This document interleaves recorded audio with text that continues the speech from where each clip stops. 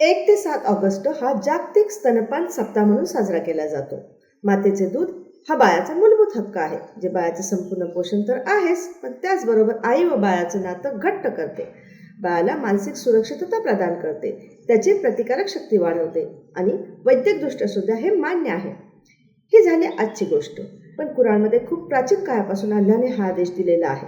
अध्याय 2 आयात 233 प्रमाणे आईने आपल्या मुलाला पूर्ण 2 वर्ष दूध पाजावे हा आदेश आहे. हा बाळाचा मूलभूत हक्क आहे, म्हणजे मातेचे दूध अन्न तर आहेच, पण ती त्याची अमानत आहे बाळाची, जी त्याला मिळायलाच हवी. या आदेशाद्वारे अगदी नवजात शिशूचे हक्क देखील सुरक्षित ठेवण्याची नीती इस्लाम शिकवतो. आणि याही पुढे जाऊन एखादी स्त्री जर इतर दुसऱ्या बाळाला स्तनपान करत असेल तर ते तिच्यासाठी खूप पुण्याचं काम म्हटलं गेलेलं आहे. तिला रजाई मा म्हणजे दूध पाजणारी माता असे म्हणतात आणि ती आईच्या दर्जाची होते.